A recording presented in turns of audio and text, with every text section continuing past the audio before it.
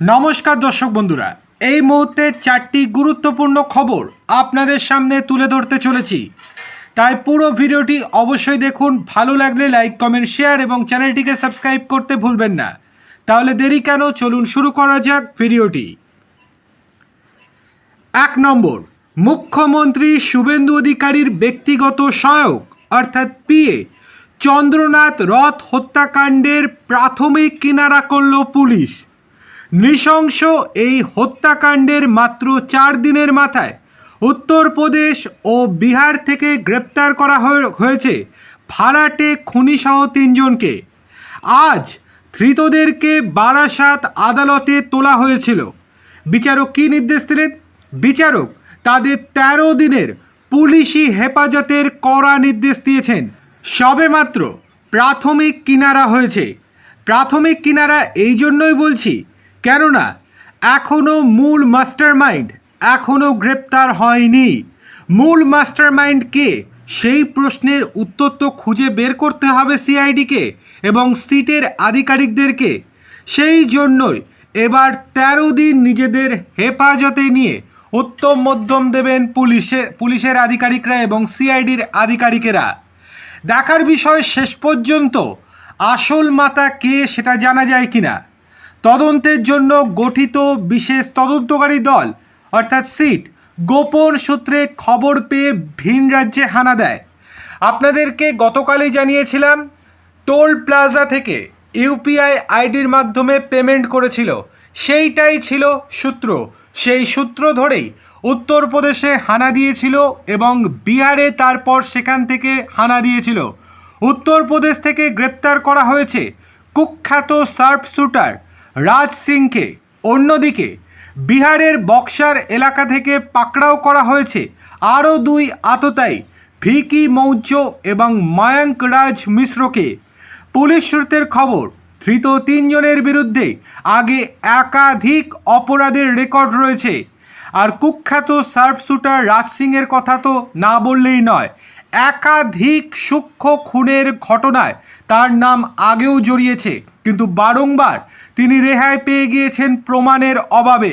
কিন্তু এবার বেঙ্গল পুলিশের আওতায় পড়ে আর পার পেলেন না। সেই জন্যই যিনি মূল মাস্টারমাইন্ড তিনি এদেরকেই দায়িত্ব দিয়েছিলেন। ভেবেছিলেন হয়তো ধরা পড়বে না, কিন্তু বাংলার পুলিশ কোনো অংশে কম নয়। বাংলার পুলিশকে স্কটল্যান্ড ইয়ার্ডের সঙ্গে তুলনা করা হয়। সুতরাং কোনো রকমভাবেই পালাতে পারল না এই 3 অপরাধী। প্রাথমিক তদন্তে পুলিশ জানতে পেরেছে রাজ সিংকে মোটা টাকার বিনিময়ে চন্দ্রনাথকে খুনের সুপারি দেওয়া হয়েছিল। তবে এই খুনের আসল উদ্দেশ্য বা মোটিভ কী, কে এই নির্দেশ দিয়েছিল তা এখনও ধোঁয়াশা রয়েছে। কবে থেকে রেকি করছে সেটাও এখন জানার চেষ্টা করছে সিটের আধিকারিকেরা। কবেই বা পশ্চিমবঙ্গে তারা এসেছিল, ভোটের কতদিন আগে এসেছিল, কোথায় লুকিয়েছিল, সমস্ত কিছু বের করার চেষ্টা করছেন সিটের আধিকারিকেরা। তদন্তকারীদের অনুমান, এই ঘটনার নেপথ্যে আরও একাধিক প্রভাবশালী নেতা এবং প্রাক্তন মন্ত্রীদের হাত থাকতে পারে। ধৃতদের জেরা করে সেই মাস্টার মাইন্ডের হদিশ পেতে চাইছে সিআইডি। সিআইডির বক্তব্য বা সিটের বক্তব্য, একজন নয়, এর সঙ্গে জড়িত একাধিক প্রভাবশালী মাথা। একজনের মাথা থেকে এই বুদ্ধি বেরোয়নি।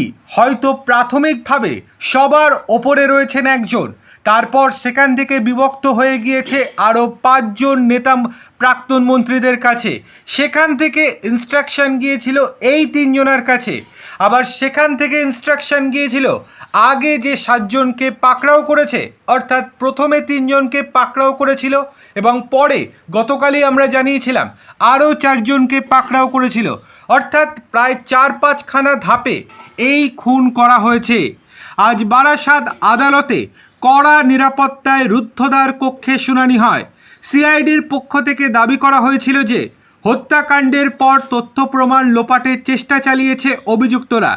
সেই হারানো তথ্য এবং খুনে ব্যবহৃত অস্ত্র উদ্ধার করতে ধৃতদের নিয়ে দেশের বিভিন্ন প্রান্তে তল্লাশি চালানো অত্যন্ত প্রয়োজন। সিআইডি 14 দিনের হেফাজতে চাইলেও আদালত 13 দিনের পুলিশি রিমান্ড মঞ্জুর করেছে, তাতেও কোনো অসুবিধা নেই সিআইডির। মুখ্যমন্ত্রীর ব্যক্তিগত সহায়কের মতো হাই প্রোফাইল খুনের ঘটনায় শার্পশুটার ধরা পড়ায় রাজ্যে তীব্র চাঞ্চল্য তৈরি হয়েছে। আশা করি আপনারা সকলেই বুঝতে পারছেন মাস্টার মাইন্ডকে, সেটা আমিও বুঝতে পারছি। দেখার বিষয় তাকে কবে পাকড়াও করতে পারে সিআইডি। চলে আসি দ্বিতীয় গুরুত্বপূর্ণ খবরে। মোথাবাড়ি কাণ্ডে সোমবার সুপ্রিম কোর্টে তদন্তের স্ট্যাটাস রিপোর্ট জমা দিয়েছে এনআইএ। তাদের আইনজীবী জানান তদন্ত চলছে, পরবর্তী শুনানির দিন সর্বশেষ স্ট্যাটাস রিপোর্ট জমা দেওয়া হবে। মোথাবাড়ি কাণ্ডের তদন্ত নিয়ে বড় নির্দেশ দিল সুপ্রিম কোর্ট। মালদায়ের মোথাবাড়িতে এসআইআরের কাজে নিযুক্ত বিচারকদের আটকে রাখার ঘটনায় জাতীয় তদন্তকারী সংস্থা এনআইএকে দ্রুত তদন্ত শেষ করার নির্দেশ দিল সুপ্রিম কোর্ট। 2 মাস সময় বেঁধে দেওয়া হয়েছে এনআইএকে। ওই মামলার শুনানিতে সোমবার মহামান্য প্রধান বিচারপতি সূর্যকান্ত জানান এসআইআরের কাজে নিযুক্ত বিচারকদের নিরাপত্তা আপাতত অব্যাহত থাকবে।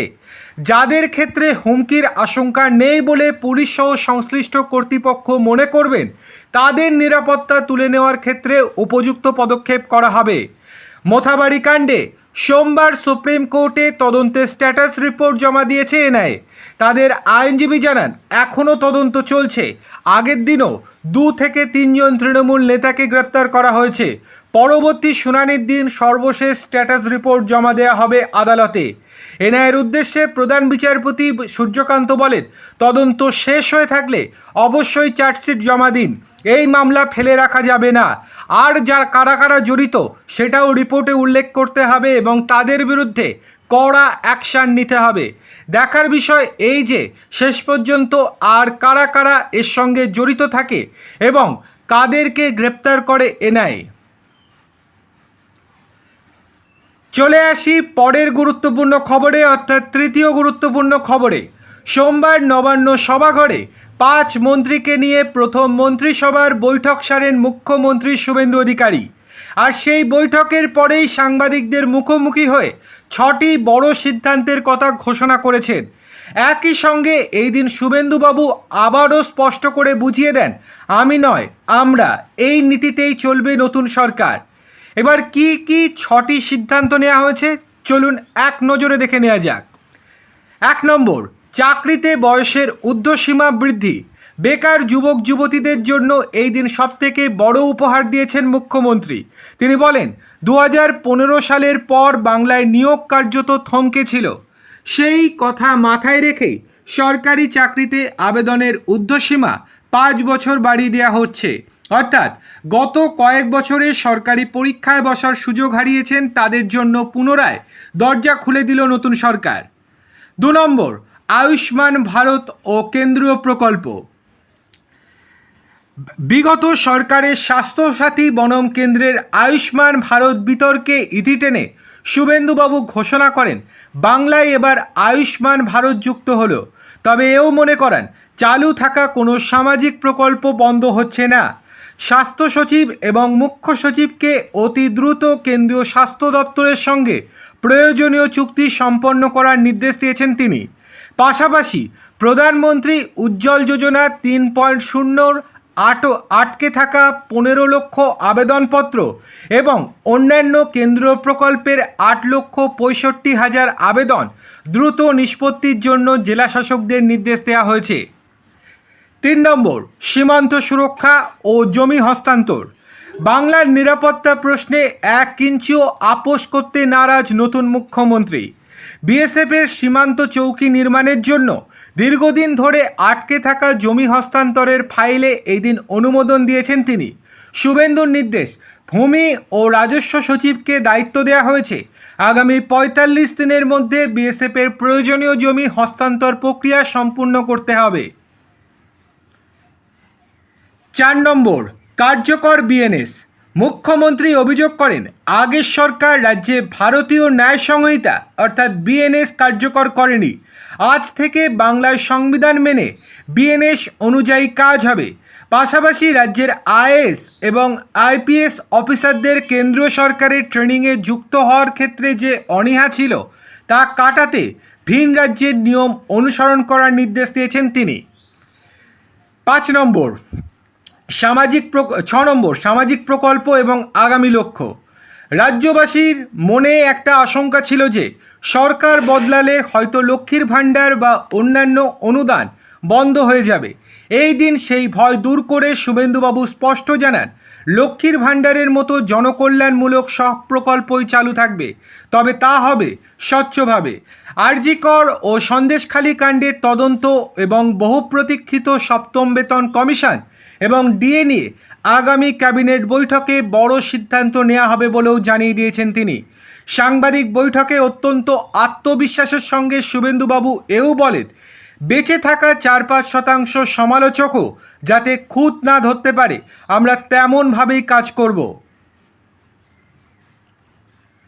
চলে আসি শেষ গুরুত্বপূর্ণ খবরে।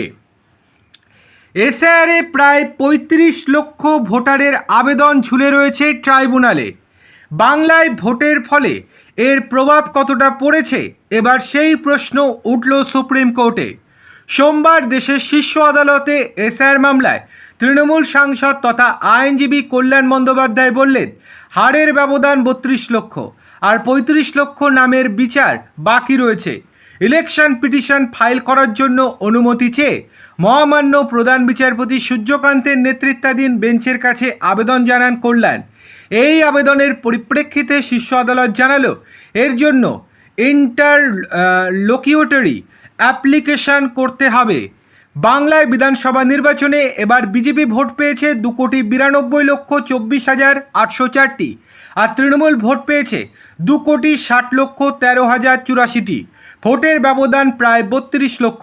তবে বিজেপি পেয়েছে 260টি আসন, আর তৃণমূল সেখানে পেয়েছে মাত্র 80টি আসন। এই দিন সুপ্রিম কোর্টে এসআইআর মামলার শুনানিতে কল্যাণ বলেন, 31টি এমন আসন রয়েছে যেখানে যত নাম বাদ গিয়েছে বা বিবেচনাধীন রয়েছে সেই ব্যবধানের ভোটের ফল হয়েছে। একটি আসনের উদাহরণ টেনে তিনি বলেন, 862টি ভোটে আমাদের প্রার্থী হেরেছেন, যেখানে 5,000 নাম বাদ গিয়েছে।